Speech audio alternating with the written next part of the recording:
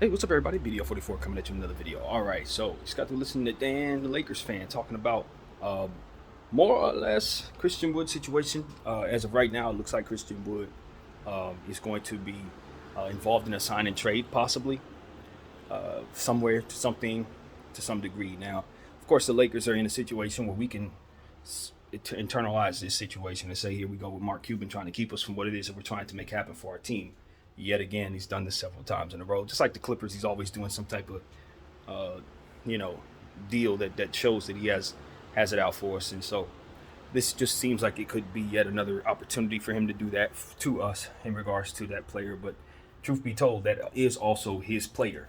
Before it's the player the Lakers want, it's a player that he has that we want. So we got to look at it from the right direction. We're taking what it is that he has. But at the same time, I look at Christian Wood and say, okay, well, I mean, are you pulling a Paul George? Because Paul George was open about how he was resentful about the Lakers not trading for him, even though he wanted us to trade away something for him that we didn't want to trade away at all.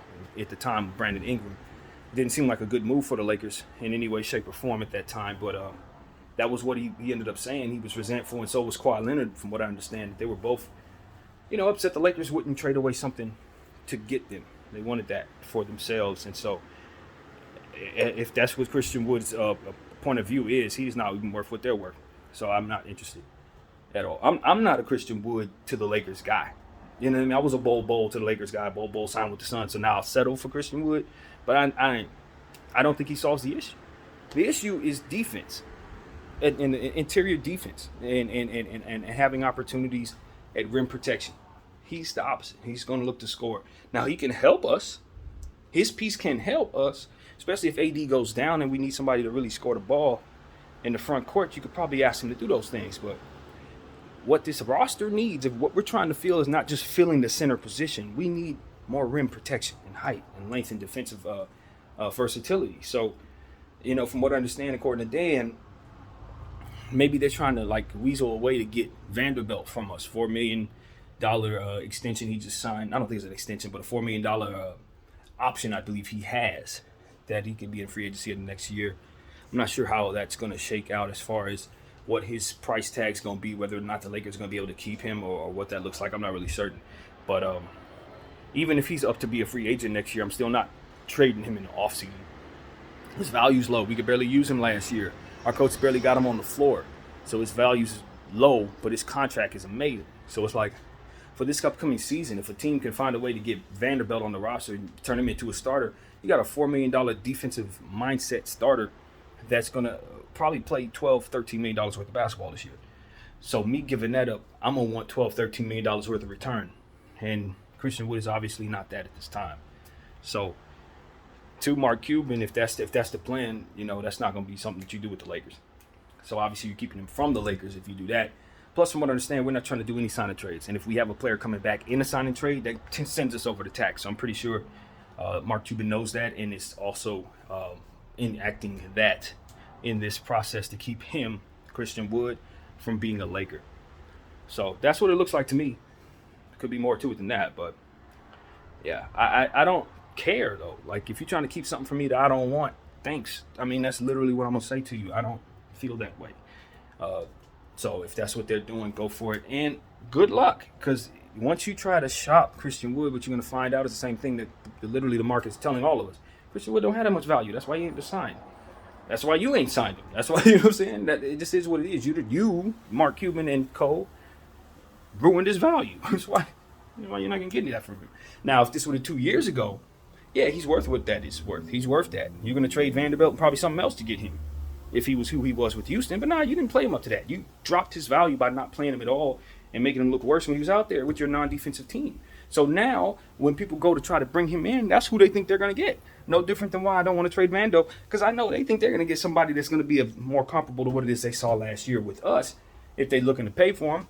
And that is not who we know him to be. So they probably do better with another deal, maybe signing Christian Wood to a 1 year, playing up his value, like I'm saying, and trading him at the deadline when he looks a little better. But I'm gonna tell y'all like what I was thinking to myself before I turned on the camera. It's hard to take the Dallas Mavericks seriously, even though they do have a lot of nice pieces right now.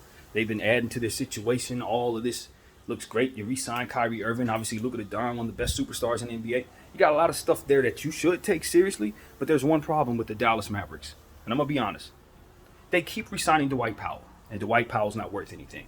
So when it really comes down to it, you're gonna keep taking that player and putting a price tag on him that nobody else puts on him. We're not going to take anything else that you have seriously. It's the same dynamic when you talk about negotiation tables, and we talk about having dying assets, picking up stuff that don't hold no value, having players with no trade clauses, trying to use the leverage that you don't have to try to move them. It just becomes impossible. And Dwight Powell, in an unspoken way, is yet another one of those things that kills your value, because the whole damn league knows he's not desirable of a piece, and you keep re-signing them to multiple year deals at multiple amounts of money, and nobody can make any sense of this. Nobody. I'm certain he can't make any sense of why the Dallas Mavericks keep bringing him back. So as long as you guys keep on having that questionable situation in your asset class, the rest of the league is going to look at you guys like this the whole time. They ain't going to say nothing about it because they don't want to find out what the hell's underneath there, or why you keep doing this. You don't really want to know. But I'm telling you that it's always in the back of most GM-minded people that Dallas is doing something a bit strange with that player. And it just is what it is. Nobody's going to talk about it. ESPN ain't going to bring it up. Nobody's going to bring it up. We're just going to talk about, damn, he keeps being resigned. Yes, he keeps being resigned. Yes. And in the market when he gets free agency, nobody ever goes after him. Is he an NBA player, or is this money laundering? What's going on, Mark Cuban? What's really happening? Nobody gonna ask. Does his family, is he somebody's lawyer's nephew? Does he have pictures on you? Why do you keep funneling cap money to that player when we know he ain't worth a third of that every single time? And you keep making him your starting center. Are you being extorted by this man? What is actually happening there?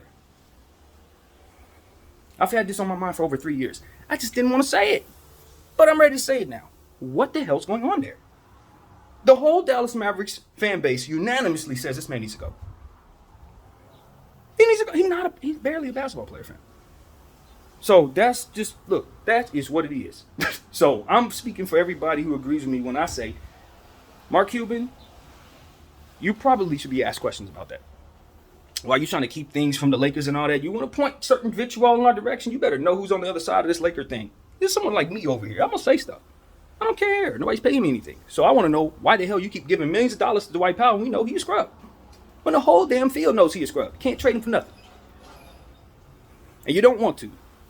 So, yeah. That's what I want to know.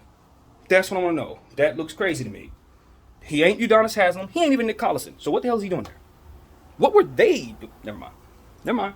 Like I said, certain things people don't even ask questions in regards to the NBA. But I will, because I know certain guys can't even get in the league to get a spot, and they deserve a spot, and then guys like this keep giving money to this guy. You know how many dreamers don't get an opportunity to get in the NBA because he keep on funneling money through this man? To this man? And stop playing with me. Mark Cuban, if you want to keep certain things from the Lakers, that's cool, bro. That's cool. But it's going to be perceived as such, and there's going to be certain people going to be like, well, okay, well, why? Why? If that's how you're doing it, why are you doing that? And by the way, why are you doing that too? Video 44. I'll take you off watching.